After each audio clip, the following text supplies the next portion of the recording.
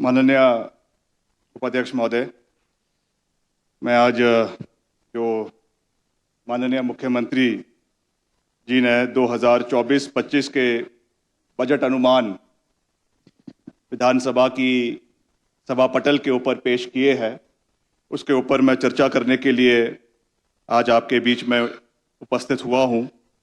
और मुझे बहुत गर्व के साथ बहुत संतोष के साथ साथ ये कहने का शुभ अवसर मिल रहा है कि मैं हमेशा सही को सही और गलत को गलत बोलने में विश्वास रखता हूं। And I always make it a point that what ever I am saying is corroborated by facts, evidence and figures।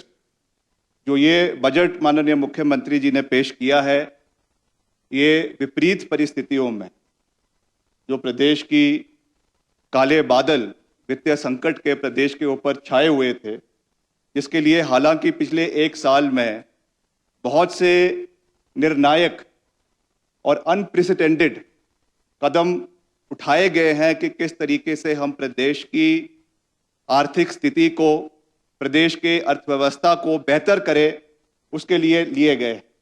और हो सकता है कि उसमें से बहुत से ऐसे निर्णय हो जो कड़वे हो, जो कठोर हो, जो पॉपुलिस्ट ना हो, जो ऐसे निर्णय ना हो जो आप एक राजनीतिक मंच के ऊपर जाकर जिसके बारे में बात करें, हो सकता है कि वो निर्णय लोगों को एज अ होल अच्छे ना लगे, मगर they have been taken not for any electoral purposes और for the sake of the populist measure of the government, but they have been taken in the larger interest of the state.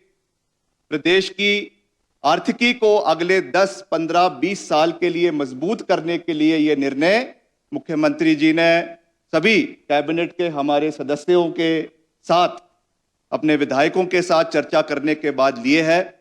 और मुझे खुशी है कि इस वित्तीय वर्ष का जो budget, annual budget for the year 2024-25 जो पेश किया गया है, 558,444 करोड़ का, an increase of 9.5% from the previous budget of rupees 53,430 crore।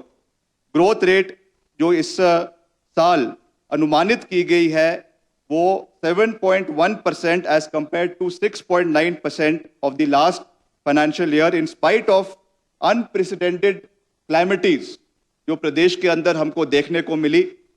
हमको जो मेरा विभाग है खास करके, वो इसका सबसे बड़ा भुगतभोगी प्रदेश के अंदर रहा है। प्रदेश में जिस तरीके से आपदा काल प्रदेश के अंदर आई और अनुमानित किया गया कि अराउंड 15,000 करोड़ का नुकसान प्रदेश के इंफ्रास्ट्रक्चर को, प्रदेश की अवस्था को, प्रदेश की अर्थव्यवस्था को, प्रदेश में जो हमारा इंडस्ट्रीज है, प्रदेश में हमारा जो हमारी सड़कें हैं उनको हुआ है।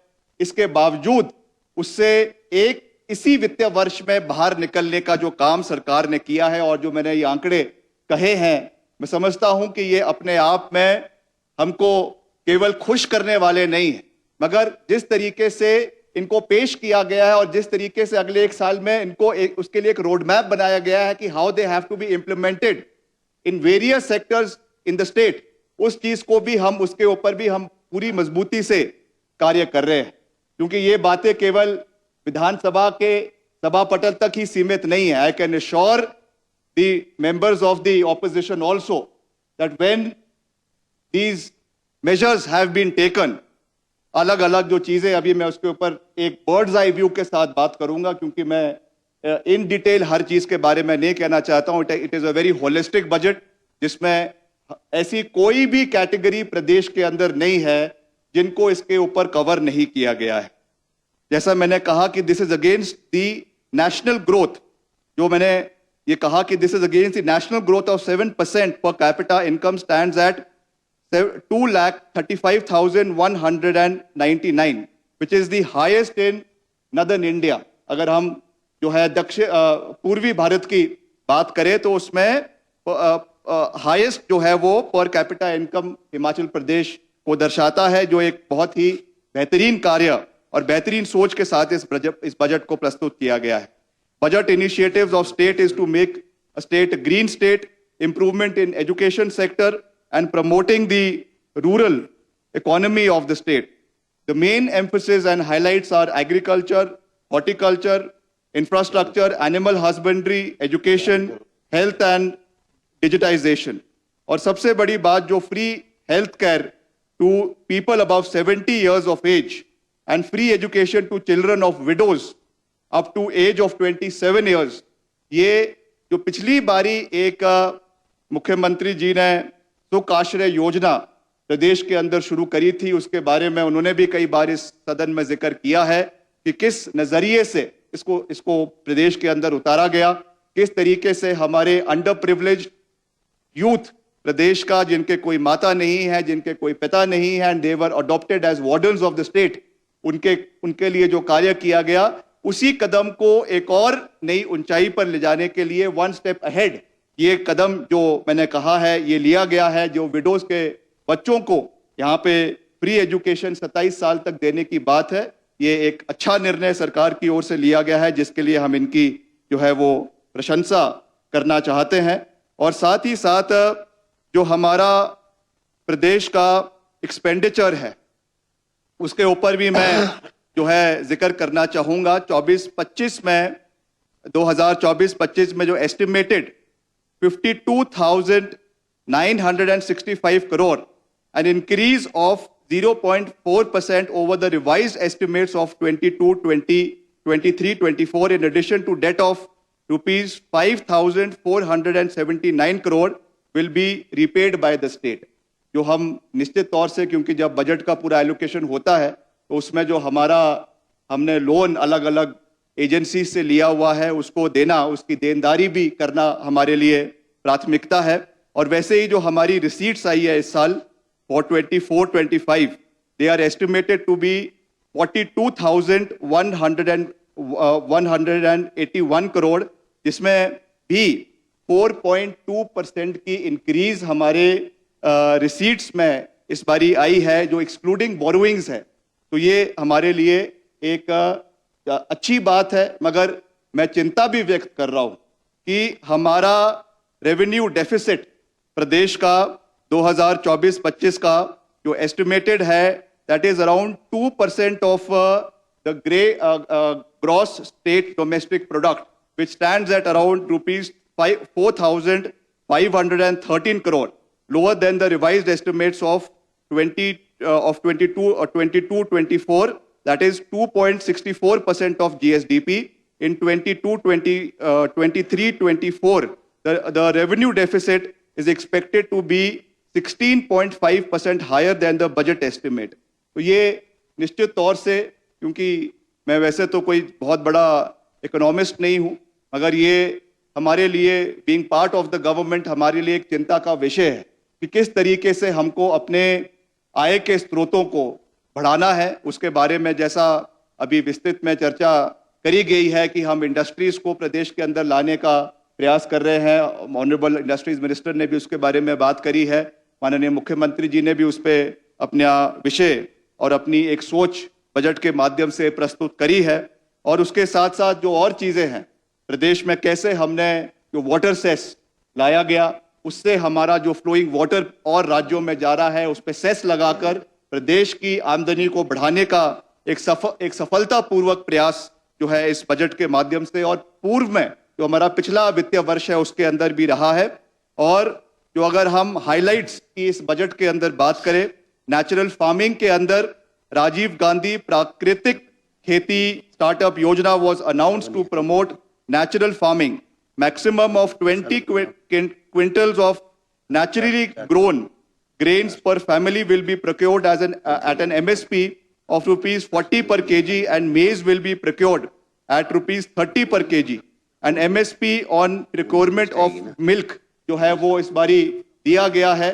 ये हालांकि इसमें थोड़ी सी कमी जरूर रही है, मगर जैसा हमने कहा है कि इसको चरणबद्ध तरीके से हम पूरा कर रहे हैं। तो देर आए दुरुस्त आए, कहीं से तो हमने इसको शुरू किया है और आने वाले समय में जो हमारी गारंटी में हमने बात प्रिक्योरमेंट ऑफ मिल्क में, चाहे वो भैंस का दूध है चाहे वो आपके गाय का दूध है, जो बात हमने करी है उसको आने वाले समय तक हम करेंगे, ये मैं आपको पूरा विश्वास दिलाना चाहता हूं।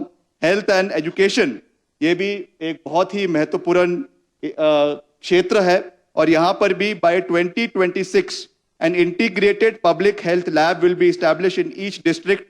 6,000 nursery teachers will be appointed in 25-26.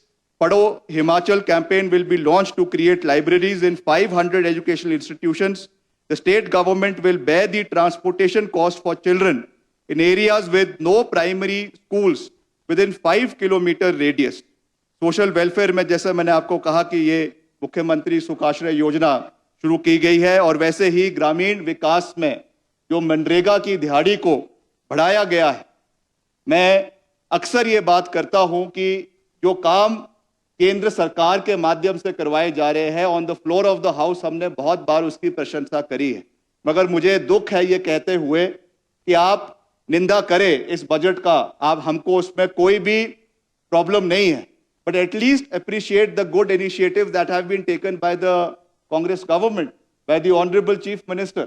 जो ये आपका मनरेगा का जो दिहाड़ी बढ़ाकर जो 60 रुपए बढ़ाई गई है, मैं समझता हूं कि एक निर्णायक निर्णय हमारे प्रदेश में और खास करके हमारे ग्रामीण क्षेत्र में जो काम अभी आपके आपदा के समय में यहाँ पे पीडब्ल्यूडी कर सकती थी वहां पे किया, मगर अधिकतर क्षेत्रों में जो रेस्टोरेशन का कार्य है that has been done by the people of the state, हमारे ग्रामीण क्षेत्र के लोगों ने उसको किया है और इसमें अगर बढ़ोतरी सरकार द्वारा करवाई गई है, मैं समझता हूं कि ये हमारी अर्थव्यवस्था, हमारी इकोनॉमी और हमारा फ्लो ऑफ मनी को इकोनॉमी के अंदर बढ़ाने में एक निर्णायक निर्णय सरकार की ओर से लिया गया है, जिसका हमें स्वागत करना भी चाहिए और विपक्ष को भी इसमें समर्थन करना चाहिए। ये मेरा आपसे विनम्र निवेदन मेरे जो है साथियों से रहेगा।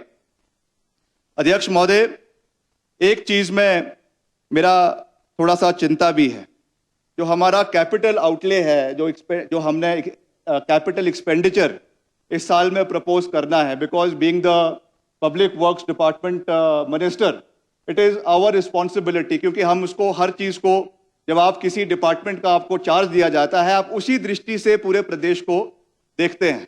ये मेरे लिए एक चिंता का विषय है कि जो हमारा 24-25 में जो प्रपोज्ड कैपिटल एक्सपेंडिचर है दैट इज 6,270 करोड़, और ये मेरे लिए चिंता का विषय है कि ये 8% कम है to comparison to the previous financial year. ये बात, इसके लिए आने वाले समय में कैसे हमको अपने इंफ्रास्ट्रक्चर को इंप्रूव करना है, whether they are bridges, whether they are roads, whether they are buildings and infrastructure that is being built in the state, क्योंकि जितना इंफ्रास्ट्रक्चर बनेगा उससे रेवेन्यू के, उससे एम्प्लॉयमेंट के और उससे और जो थर्ड पार्टी एम्प्लॉयमेंट के जो एवेन्यूज है वो खुलते हैं। इसको हमें आने वाले समय के ऊपर इसके ऊपर चिंतन करने की आवश्यकता है कि ये क्यों हुआ है और कैसे इसको आने वाले समय में इसकी बेहतरी करवाई जा सकती है। इसके बारे में हम निश्चित तौर से इस चीज के ऊपर कार्य करेंगे। मगर अध्यक्ष महोदय, अभी यहाँ पे एक बहुत लंबी चर्चा और जैसे एक टगो वॉर हो रहा था आजकल, क्योंकि हम देखते हैं हर जगह कहीं जाते हैं, महिला मंडलों के अंदर सब जगहों पे आजकल टगो वॉर का बड़ा जो है रसाकसी का बड़ा वो एक माहौल चला हुआ है। वही रसाकसी का माहौल आज हमारे माननीय सदन के अंदर भी है। यहाँ से बोला जा रहा है कि केंद्र मदद नहीं कर रहा है, वहां से बोला जा रहा है कि केंद्र बहुत ज्यादा मदद कर रहा है। इस पे बिल्कुल सही कहा रवि ठाकुर जी ने कि एक व्हाइट पेपर ले करना बहुत आवश्यक है। It is actually very important, क्योंकि अगर हम अपने जो हमारे रेवेन्यू रिसीट्स है उसके बारे में बात करें, जो ग्रांटेड एड आपको सेंट्रल गवर्नमेंट से आ रही है, ये 2022-23 में 16,733 करोड़, जो आपके बजटेड एस्टिमेट्स 2023-24 के ही 13,048 करोड़ हुई। रिवाइज्ड एस्टिमेट्स ऑफ 2023-24 में 15,185 करोड़ हुई और बजट एस्टिमेट्स ऑफ 24-25 में 16,733 से घटकर जो है वो आपके 13,200 87 रह गई है। ये जो श्रिंकिंग सपोर्ट केंद्र सरकार से हमको मिल रही है या जो कम आस्ते आस्ते कम होती जा रही है, ये हमारे लिए एक चिंता का विषय है। और बारी बारी आप जिस ग्रांट्स की जिक्र कर रहे हैं, जो सेंट्रली स्पॉन्सर्ड स्कीम्स है, ये मैं मानता हूं कि इसमें बढ़ोतरी हुई है। ये 2022-23 में 3,190 थी और अब जाकर इस वित्तीय वर्ष में जो अनुमानित है दैट इज अराउंड 3,878। मगर हमको ये देखना है कि ये, जैसा और साथियों ने भी कहा, कि these funds can not be corroborated or these funds cannot be appreciated as a grant to the state in times of adversity, in the times of the difficult situation that the people of the state were facing. ये grants किसी भी जो devolution of funds में, चाहे वो हमको GST के माध्यम से, चाहे वो हमको आपके स्टेट सेंट्रल फाइनेंस कमीशन के माध्यम से या और चीजों के माध्यम से मिलती है, वो हमारा अधिकार है।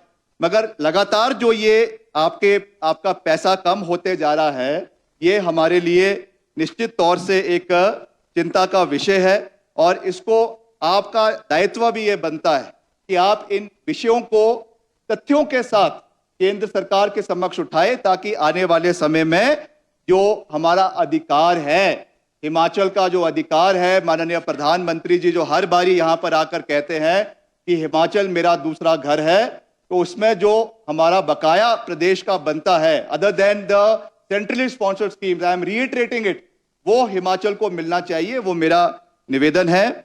और अध्यक्ष महोदय, उपाध्यक्ष महोदय, मैं ज्यादा समय नहीं लेना चाहूंगा। 2 मिनट मैं अपने डिपार्टमेंट का जो हमारा अचीवमेंट्स रही है और आने वाले समय में रही है, हंसराज जी सबसे ज्यादा आपके इलाके में रही है, आप चिंता ना करें। आपका हर बात जो आपने कही है हमने सर माथे के ऊपर रखी है, ऐसा नहीं है। तो उसके बारे में भी मैं 2 बात यहाँ पे कहना चाहूंगा, because it is my responsibility कि अगले पिछले 5 साल, पिछले 1 साल में हमने क्या किया और अगले 1 साल के अंदर, अगले 1 वित्तीय वर्ष के अंदर हम क्या करने जा रहे हैं। प्रधानमंत्री सड़क योजना, हालांकि ये केंद्र सरकार की योजना है, मगर इसकी इम्प्लीमेंटेशन, टाइमली इम्प्लीमेंटेशन 18 महीने के अंदर इसको हमने पूरा करने का एक बेड़ा उठाया है। And I want to assure the august house that no compromise, I have reiterated these facts and this point on various occasion, मगर आज फिर से इस वित्तीय वर्ष की शुरुआत में ये बात कह रहा हूं कि जितने भी हमारे 2700 करोड़ रुपए की लागत से करीबन आपके 254 सड़कें जो बनेगी 18 महीने के अंदर, उनको सीटीबी, उनको एफडीआर और उनको आपके जो तीसरा आपका कन्वेंशनल टेक्नोलॉजी है उसके माध्यम से बनाया जाएगा। और उसमें जो हमारी एफडीआर टेक्नोलॉजी पहली बार हिमाचल प्रदेश के अंदर इंप्लीमेंट करवाई जा रही है कुछ इलाकों में, in the times to come इसी को हम और सड़कों में भी इंप्लीमेंट करने का प्रयास करेंगे ताकि कम पैसे में आपके कम रिसोर्सेज को यूज करते हुए ज्यादा से ज्यादा सड़कों का निर्माण प्रदेश के अंदर हो। नाबार्ड में 708 करोड़ रुपए की लागत से 109 योजनाएं मंजूर हुई है।